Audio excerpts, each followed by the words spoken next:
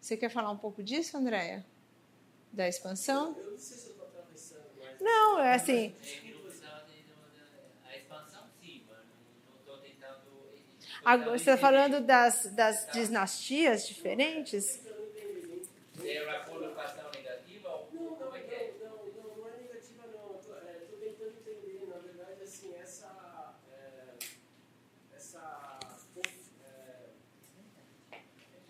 relação se dá também com o mundo ocidental. E é uma relação comercial também, viu? É. Bizantino também tem essa questão de ser É. um ponto de confluência entre o mundo De rotas ocidental também. e ocidental, de rotas e de trocas, né? Eles vão expandindo também à medida também que vai aumentando e os países que eles conquistam, eles vão ficando em uma...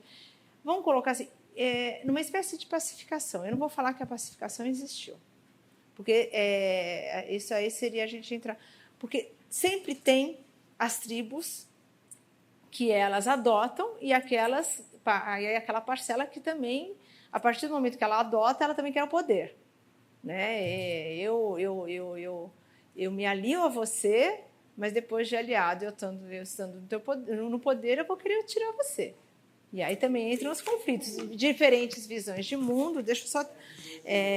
assim, diferentes leituras da religião. Eu nem vou falar de visão, diferentes leituras. Isso a gente acha em qualquer religião, sem exceção.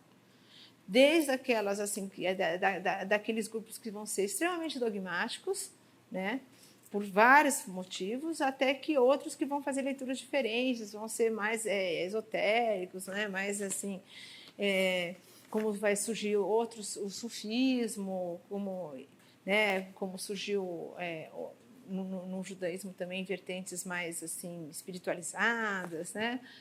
Então, esses que você vê uma profusão, voltando, só dando um parênteses, é a questão do termo Idade Média, né? Até vários historiadores hoje, quando a gente usa a Idade Média, a gente tem que falar médio a quem? Na verdade, assim, porque a gente está falando médio, é um meio termo, é um médio em relação a dois pontos extremos, né? Então, a Idade Média é que o que a gente recebe de formação histórica, estou falando agora da escola, da nossa formação na universidade, tudo, é muito da escola francesa. E a escola francesa que lê a Idade Média dentro dos seus parâmetros, né? Entre o classicismo e, sabe, o mundo romano, o mundo grego, o mundo... Então, assim, aí é uma Idade Média dentro do parâmetro francês, europeu, seria essa data, essa Idade Média. Mas a Idade Média para quem aqui deles? Né? Se a gente vai falar dentro de um parâmetro árabe, que Idade Média é essa? Entre um período clássico e um outro período, né? Até se a gente pegar o Mark Bloch, ele fala assim, Idade Média, tal. Né? O Brodel, tudo.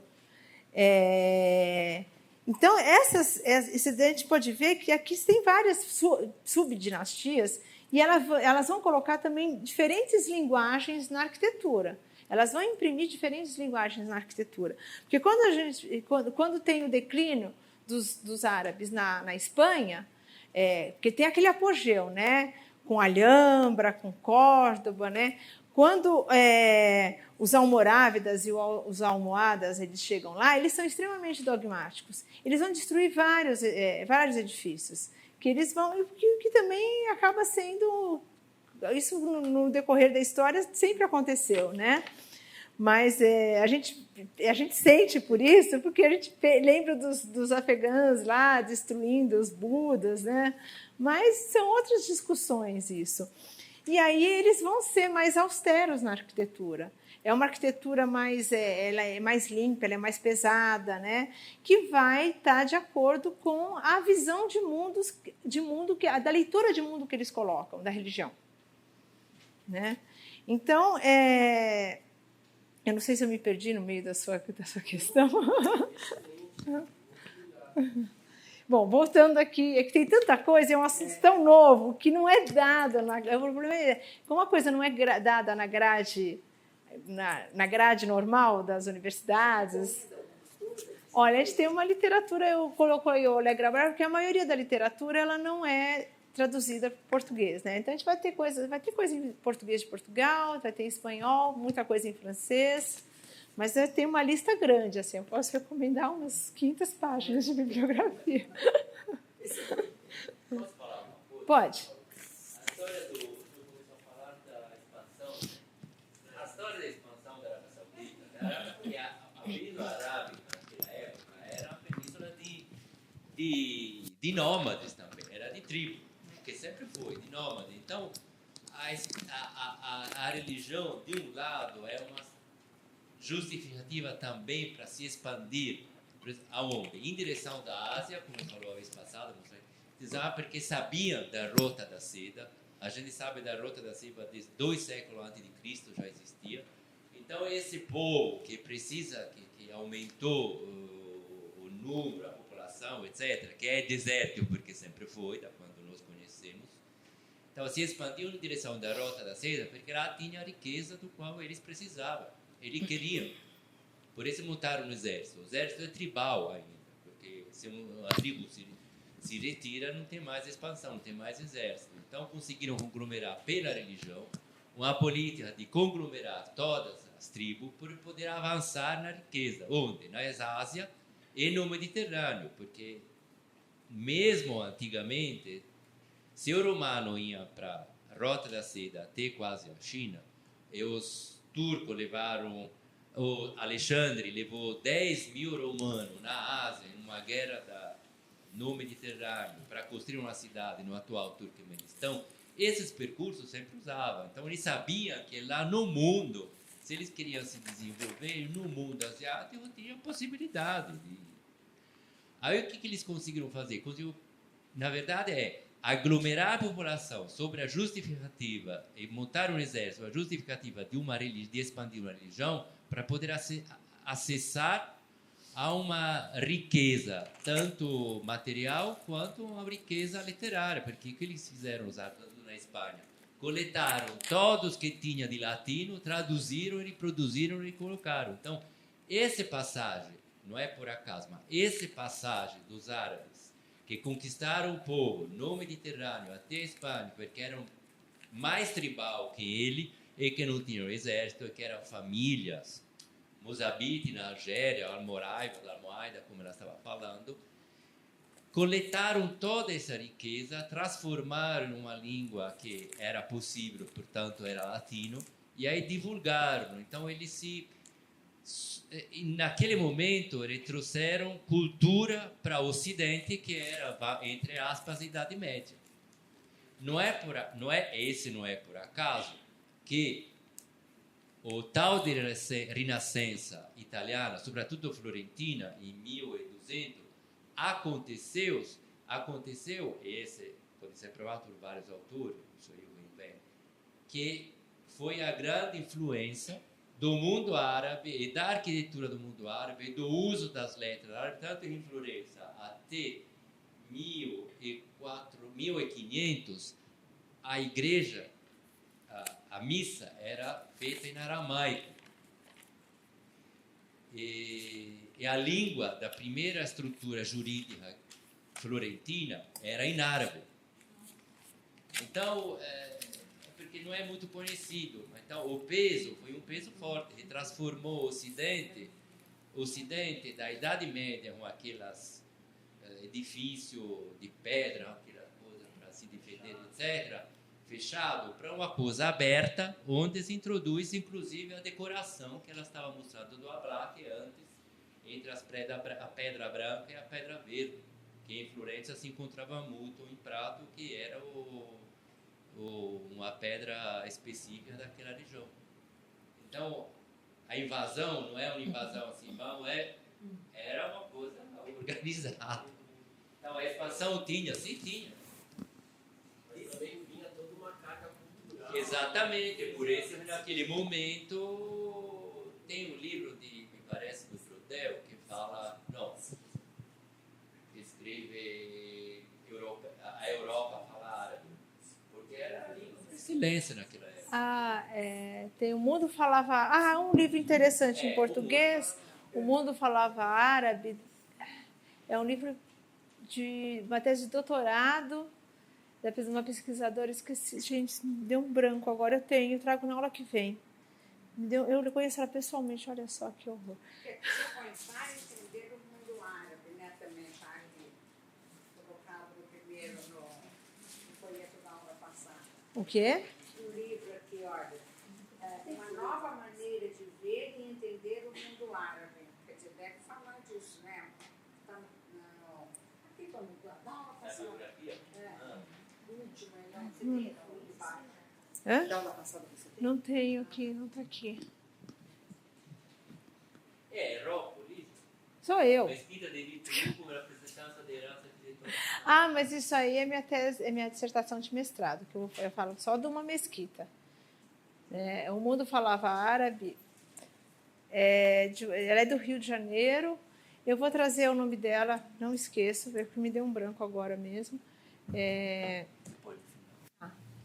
E ela fala sobre essa facilidade de você conseguir percorrer uma grande extensão geográfica, aonde você podia facilmente entrar em contato com pessoas que falavam árabe, né? E isso uniu muito, assim, isso facilitou também uma enorme divulgação de conhecimento.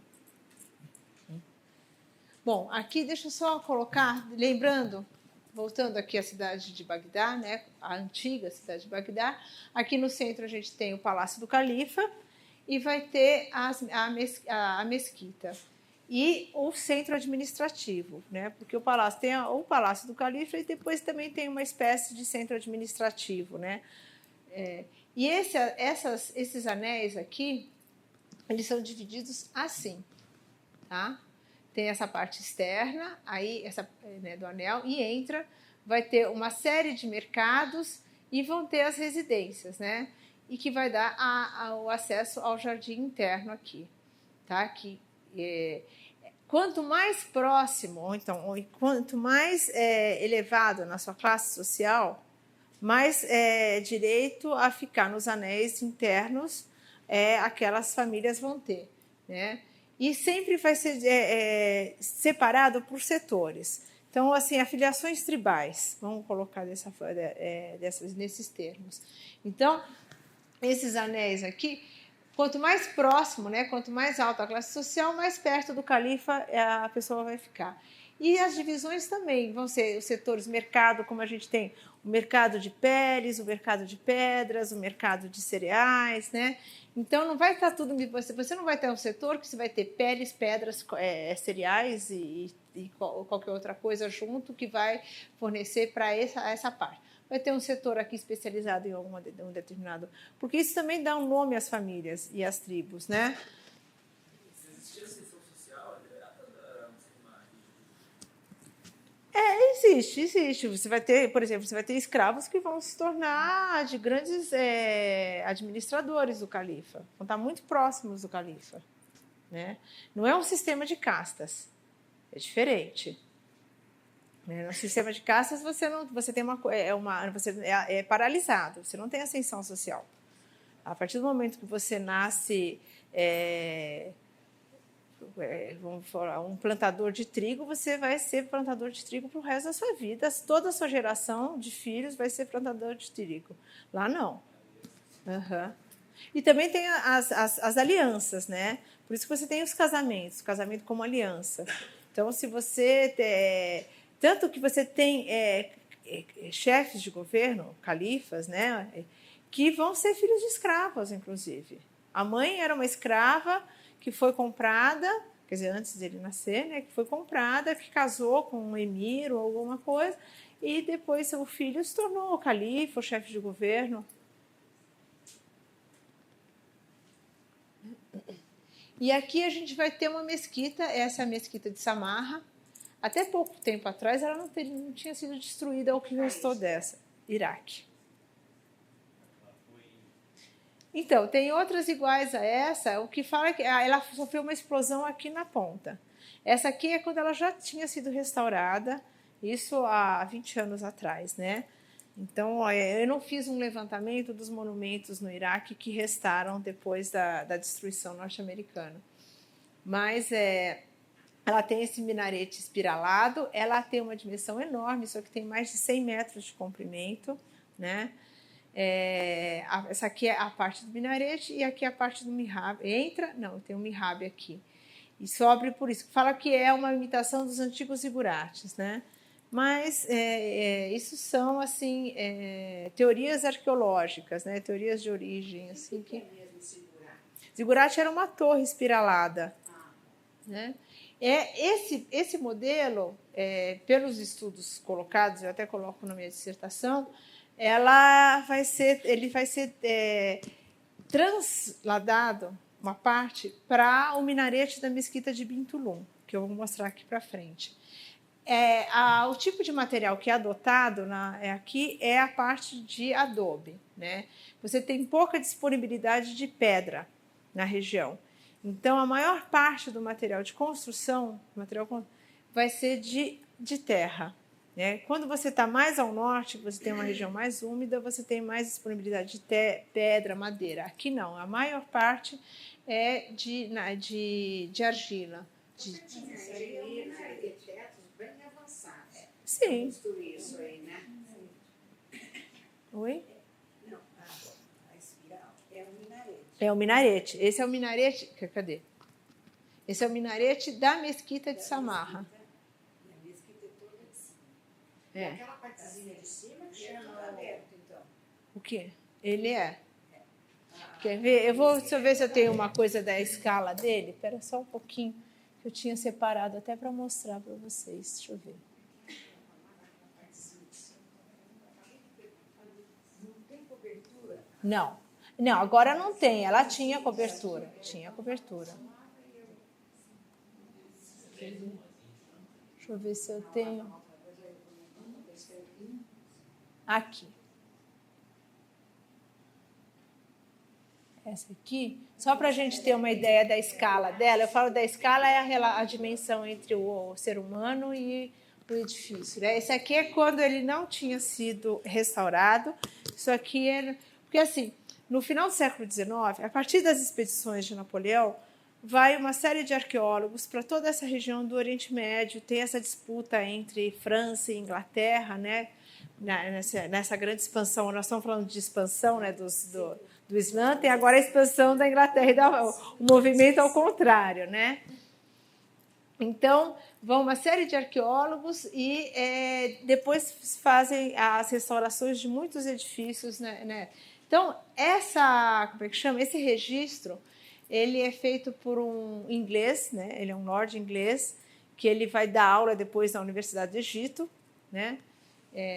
E a maior conjunto de fotografia de monumentos que tinha no final do século XIX, começo do século XX, foi feito por eles, e são registros assim muito valiosos. Todos eles estão em Cambridge, na Inglaterra.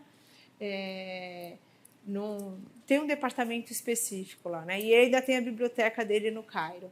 Então, esse registro do começo do século, antes daquele minarete que a gente viu, né? Esse aqui ter ficado assim. Então, você tem 3 mesquitas que vão ter esse tipo de configuração espacial, um grande espaço, um grande edifício no corpo da mesquita, e esses minaretes espiralados. Né? E aqui é só, a título de curiosidade, só para colocar a dimensão, a proporção. Oi.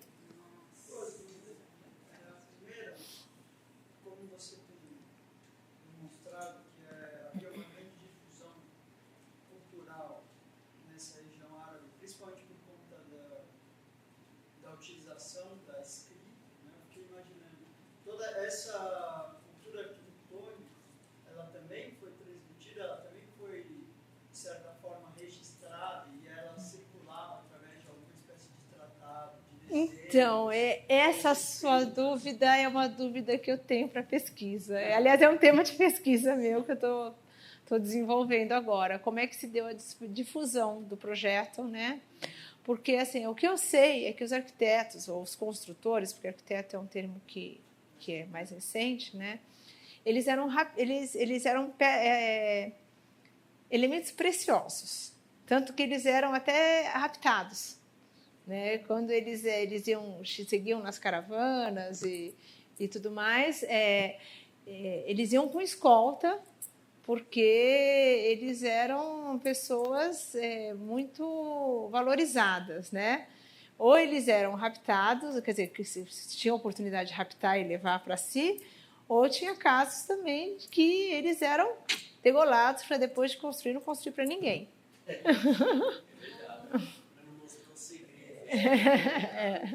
A quantidade de gente para construir isso aí, eles teriam escravos? Não, eles tinham escravos também. Porque para construir isso aí... Esse aqui, olha, é a base. Esse aqui, ó, só para ter uma... aqueles mocinhos lá, eles estão aqui na base.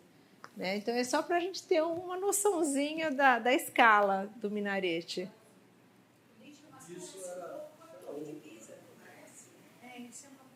A Torre de Pisa ela é bem posterior, né? Vamos dizer que a Torre de Pisa parece o minarete.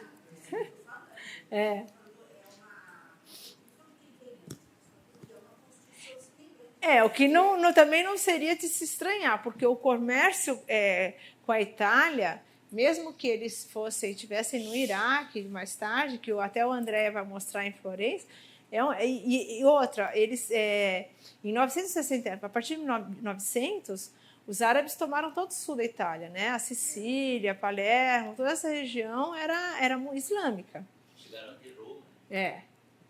Então, e fora que tinha um comércio, mesmo que eles não tivessem como governo se instituído na região da Itália, eles tinham um comércio tão grande, isso está documentado. Você tem alguma visão interna Desse aqui não tenho. Mas é na oco, isso aí. Não era oco. Não, era oco, quer dizer, não era maciço, porque para ser maciço também... Deveria ter escada.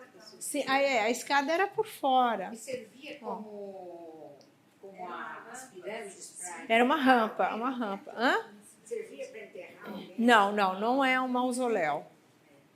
Não é um mausoléu. É uma rampa por fora. Teimosinho chegar lá em cima. Não, a rampa é essa aqui, tá vendo isso aqui? Por fora, é a rampa externa. Nossa, quando ele chama é uma coisa chorosa. Então, aqui também outra coisa que vai ter bastante, os Omíadas vão ter, né, que são os palácios do deserto, que eu não mostrei nenhum, e os abássidas também vão ter aqueles assim, para as famílias, porque as famílias eram muito grandes, as famílias principescas, né? Então eles também vão para o deserto, eles ficam uma parte na cidade e vão para o deserto e tem seus banhos, né? Como tinham os romanos que tinham os banhos. Será que eles conduziam água para esses lugares? Tem uma linha de aquedutos e tem uma linha também de ânforas que são carregadas, mas assim, eles já tinham já têm uma cultura bastante desenvolvida, mesmo que eles não eram assim, eles não surgem do nada, né? Então, essa parte também que você tem muita, assim, é bem parecida com essa, fortificado, tem essa característica bastante também romana, né, que a gente encontra. E tinha poço, né, embaixo? Tinha poço. Aqui são as salas das famílias, ó. Quer ver? Esse quadro aqui é a mesquita. Você tem todo esse palácio e eles também tinham a mesquita. Depois, quando eles estão no deserto, quando eles fazem a reunião com os chefes tribais, né, que vão para lá, você tem que ter as salas, você tem que ter os quartos onde esses chefes vão ficar hospedados, você tem que ter o quarto o príncipe tem que ter o quarto da sua própria família para ficar isolada do contato também. Que isso, se a gente pegar atrás da rótula, que tem um livro brasileiro, né, que fala da sociedade brasileira, da família, que a mulher também ela não ficava em contato com as visitas, né? Na época colonial, ela ficava também isolada. Né? Não é uma prerrogativa de ser ou árabe ou de ser muçulmano, né? É uma questão até cultural.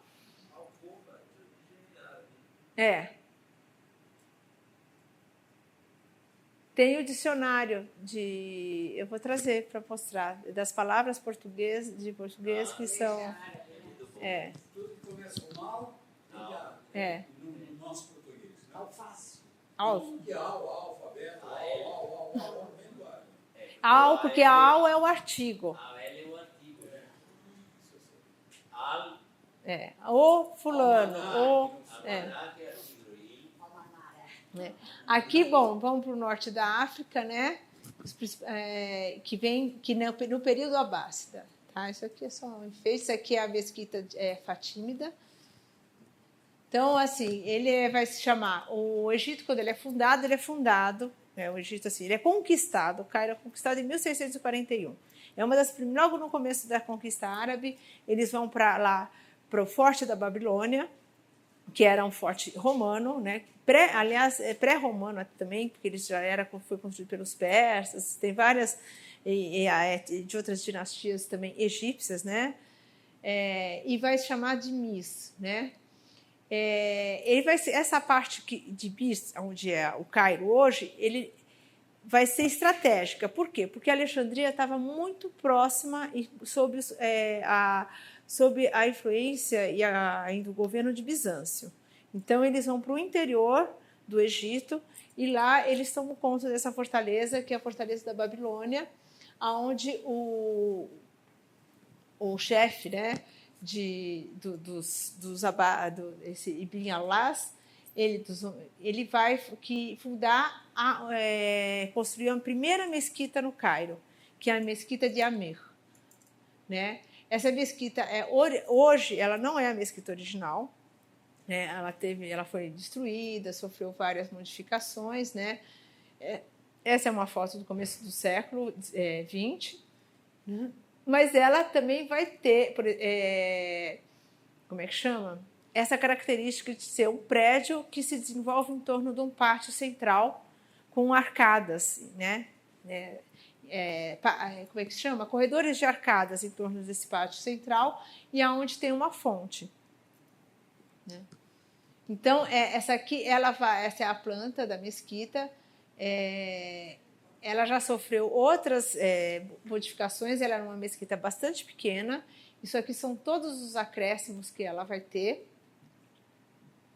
né? Aqui são os mihrabs, todas essas partes côncavas. Principalmente quando a gente quer identificar numa planta, né, que a gente não sabe, é uma mesquita, onde está a quibla, que é aquela parede que indica para a Meca, se tiver mihrab, essa é a parede que vai dar indicação para a Meca. São vários mihrabs. Você pode ter um só e pode ter vários. Tem o mihrab principal. Contanto que ele esteja na parede certa, você pode construir quantos quiser. São como altares, né? Pequenos, como se for. Uma das origens de alguns pesquisadores falam que a origem do mihrab seria um altar, né? Outros já questionam isso. O altar católico, antigamente, era virado para parede. Mas peraí. Para você. Para dar força. Sabe os tirantes para você segurar a força? Sustentar a roupa. Não, na verdade ele não sustenta. Porque é o seguinte: você tem um peso. Vamos colocar aqui. Deixa eu só fazer para as pessoas que não. estátua. Vamos colocar aqui, ó. Você tem o arco. Qual é a tendência do arco quando ele tem um peso aqui? É abrir, não é abrir? Então, esse tirante serve para segurar. Ele segura, então. Hã? Foram feitos depois? Não, eles foram feitos... Na época da construção, eles podem ter até em restaurações, serem trocados e tudo mais. Mas na época da construção, a maioria das mesquitas, esses tirantes são... Descobriram-se uma forma de fazer isso sem esses tirantes. Sim, sim. Tem vários, tem isso. Sim, não, mas isso é... Não. Algumas construções podem ter. Então, aí é madeira? Madeira. Mas tem uma passagem ali, né? Então é um elemento arquitetônico. Aqui? Também. Isso aqui, lembra a dica? A dica. A dica é aquele que as pessoas repetem o que a irmã está falando. Porque, olha, essa mesquita é bem grande. Peraí. Ó, imagina, é enorme, né? Quer dizer, enorme agora. No começo ela era bem miudinha. Professora, ele fez uma pergunta interessante. desculpa. Tornou-se um elemento arquitetônico. Não era o propósito, né, de ser um elemento arquitetônico, essas travas. Era mesmo de suporte técnico, digamos assim. Não, ela é um elemento construtivo. Construtivo. Construtivo. Ela pode... Não é que se tornou, visualmente fica interessante. É. Não, mas isso é outra coisa. Mas ela é um elemento construtivo. De suporte. De sustentação. Porque o que acontece? Nas primeiras mesquitas, você tinha, principalmente na Caim Medina, você tinha os troncos. Você lembra do teto de postilo que eu falei? Que é um tronco, é um pilar, vários pilares, que sustentam um teto plano. Na época lá eram troncos de palmeira que sustentavam as madeiras e as folhas das palmeiras, né? E isso vai sendo, quando eles vão lá para Damasco, e aí eles vão se sofisticando. Uma coisa é uma residência mínima no deserto. A outra, As colunas com a influência. aí você vai ter são os arcos. Esse aqui, por exemplo, aqui eles são arcos compridos, né? Você tem outros são arcos que eles já saem do capitel. E outros são arcos duplos, né, em 2 andares. Quando a gente viu na mesquita de Damasco, vocês viram no corredor que são 2 andares de arco.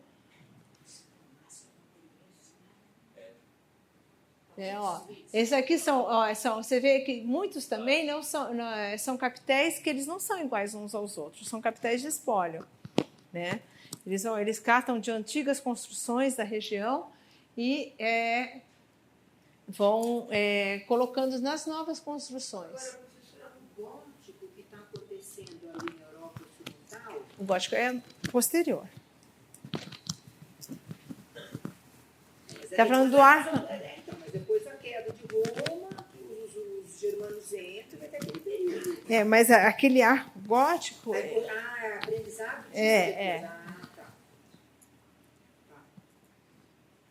Arco gótico depende de onde arco gótico. Essa é para a história. Em Florença fala de arco gótico, não é nada de gótico.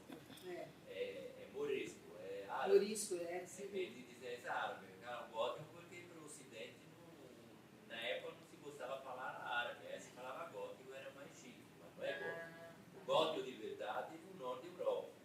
A de Florença é influência árabe. Para não dizer que árabe se fala gótico. Esses arcos que a gente chama assim de arcos ogivais ou arcos quebrados, você já tem exemplares desde de 600 na região da Península Arábica.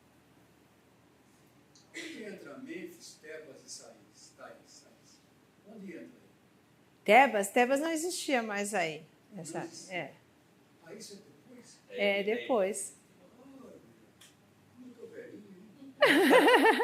Eu estudei no colégio, no tempo do ginásio, né? Mênfis, Tebas e Sais. Então, que depois que... Eu não tinha ginásio. mas isso aí é o Egito Antigo. Né? Assim, quando se dá a conquista islâmica, já você tem outras cidades. Estava esperando você falar, aí eu não aguentei. Mas daí na história mundial não dá para fazer. Não.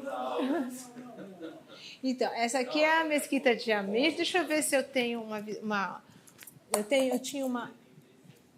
Deixa eu ver. Deixa eu ver aqui, espera um pouquinho. Eu queria mostrar, era uma visão geral da cidade. Eu tenho em algum lugar. Espera um pouquinho. Bom, depois eu mostro, se eu pego uma geral aqui, tá aqui.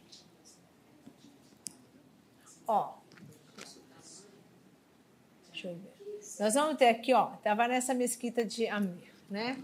Aqui depois a gente vai entrar, vou dar um pulo, porque eu nem vou mostrar a fortaleza da Babilônia agora, porque senão a gente não evolui, já são 10:06.